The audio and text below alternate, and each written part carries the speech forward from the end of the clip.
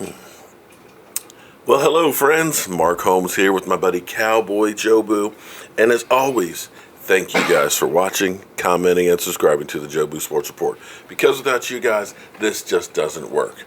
Now, before we get to Don't Sleep on the Dallas Cowboys report for this morning, where you literally can't sleep on the Dallas Cowboys because stuff always seems to happen with the Cowboys late in the evening, late at night, middle of the night, first thing in the morning. So you've got to tune in to make sure you didn't miss anything.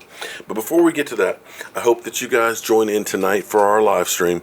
Guys, 3 weeks from today, we'll be talking about our first round draft pick. We'll be on day 2 of the draft, 3 weeks from now. And of course, you guys know we are doing the draft tour to end all draft tours. We got Law Nation. We've got DMV Dallas Cowboys. We've got Foots, better known as Cowboys Nation. We've got E2 Blue Entertainment. We're going to have Vosh. We're going to have Michael Anthony Fitness. All of us and more are showing up in Dallas to have a draft broadcast. Whew. And we're trying to do some things that are really special. And if any of you guys have ever been to a game at AT&T, you know how much the cell phone service sucks there. So I'm trying to make sure that we can get our broadcast out. So I'm actually purchasing a lot of equipment to make sure that we've got a satellite uplink and stuff. And so we're doing fundraising. And tonight, I'm going to do a drawing for tonight. It's one of these ones that's hard to let go of. But this is a Jobu t-shirt. I've had this one since 2014. Signed by Charles Haley. And of course, the back of it, this is one of the ones, I don't have very many of these, but this is Cowboys versus Washington cage match. So tonight, this is what we're going to do for our drawing. If you want to help out on this, if you go to my home screen where you'll see all the guys that are working with me's channel, you can click on their links so that way you can subscribe to them. But in the upper corner, there's a PayPal blue button. If you click on that, you can do a donation directly, which will help support the channel. And if we can get $100 worth of donations or super chats, we'll do this drawing tonight. I would love to just give it away, but I want to make this event huge. I want to make sure that we're able to feed everybody who wants to come through. I want to make sure that we have the best broadcasts out there. I am out to beat ESPN's broadcast, and I can do that with your guys' help. So if you want to be part of that, you can go click on that PayPal button, or you can go to cowboyjobu.com to help out, and I appreciate any support that you guys get. And anybody that does donate or do the super chat will be entered in the drawing for that as well. And we'll probably do another shot glass rack and shot glasses. So with that being said, let's get on to Don't Sleep on the Dallas Cowboys. Mark, you missed it over in England. You slept through it. The Dallas Cowboys signed Kony Ealy. Kony Ealy, a guy that they've been interested in his whole career, from the draft to even when he was a free agent. They put in an offer sheet, I believe, on him. Now, the thing I have to say about the Cowboys that I'm actually happy about is they've been very methodical in signing free agents. They've signed 7. Doesn't mean all these guys are going to be game breakers, superstars, and things like that. But they've been methodical and very cost conscious. They haven't busted the bank on anybody, and if they don't work out, you're not losing and risking a whole lot of money. So when you look at, say, spending $16 million for a Sammy Watkins, when you look at what we've spent for the 7 players, there's strength in numbers. Now, Kony Ealy can be in part of that rotation with the Dallas Cowboys. I think he can also play some tackle as well. And I think he would definitely be an improvement over Vincent Moya. So from that standpoint, this is a great signing, especially with a 1-year contract. Here's the thing. When you got a 1-year deal, it's a prove-it deal. It means I've got to show something so I can come back next year, or I'm auditioning for my next team.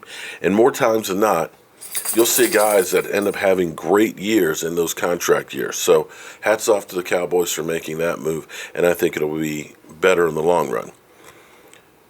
But this also, when you look at this, is kind of the logjam that we have at wide receiver. We know we're not going to hold on to 7 wide receivers, and if the Cowboys do draft another one, we may be getting rid of no more than 1, maybe 2 wide receivers. Well, we're heavy in defensive end. I mean, we've got DeMarcus Lawrence, we got Taco, we've got Tyrone Crawford, now we got Ealy, Cedric Thornton, and Randy Gregory if he gets reinstated. We're heavy on defensive ends, and not that I'm mad about that, because you want to have a good rotation, keep guys fresh. Where we really need help on the defensive line is tackle. We need some immovable forces to hold down the fort down the middle. I'm hoping we get that in the draft. We are still, unfortunately, on our defense, as my man John Gardner always says, if you control the middle, you control the field. But we're kind of soft all the way down through the middle at all 3 levels. Defensive tackle, middle linebacker, and safety. I hope we address this in the draft, but the one thing you got to realize too is you can't expect rookies to become great starters. It takes time to develop. DeMarcus Lawrence's first year was mostly injured and didn't show up really until the Detroit Lions game. Second year, 8 sacks. And I'm looking at a guy like Taco. I expect a lot of things from him because he's now got a year under his belt. He's gotten used to the speed of the NFL. You could see him maturing as the season went on. We learned that lesson last year with all of our cornerbacks being basically rookies. Lewis played fantastic, steady all season long. It took Awuzie basically half the year before he could actually get on the field because of injuries. Woods got better as the season went on. But you need to be able to come out the gate, day 1, game 1, ready to rock and roll. So we may still look at some veteran presence at one of those 3 levels. And the Stephen Jones, Michael Anthony Fitness over there.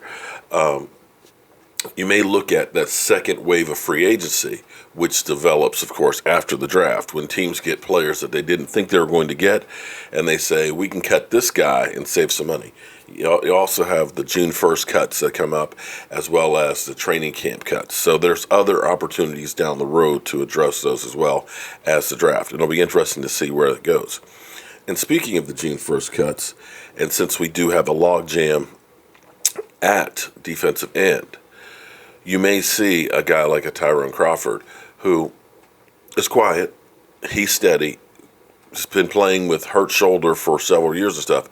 He may be on the chopping block because $9 million salary, as a June 1st cut, it's basically you save $8 million. So, those are the kind of moves that the team may be looking at making to better the team. It's not about 1 or 2 great guys. It's about having a group and full team full of players that can all perform and that can fill in.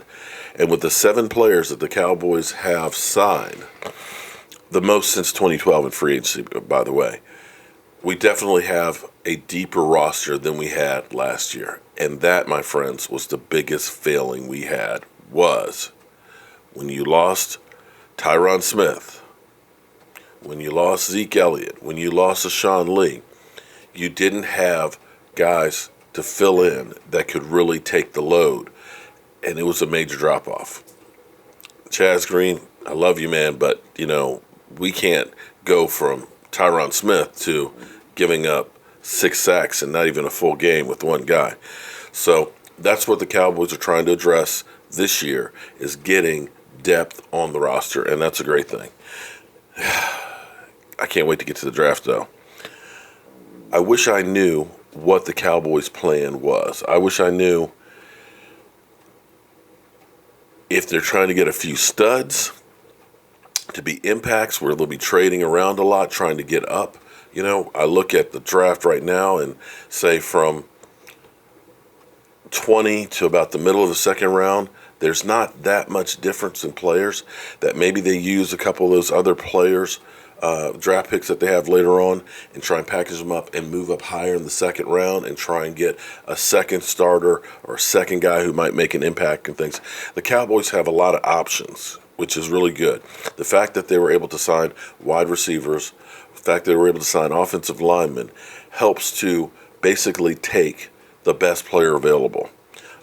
We still have the needs on defense. I still want our defense to be lights out, but we'll have to see what the Dallas Cowboys want.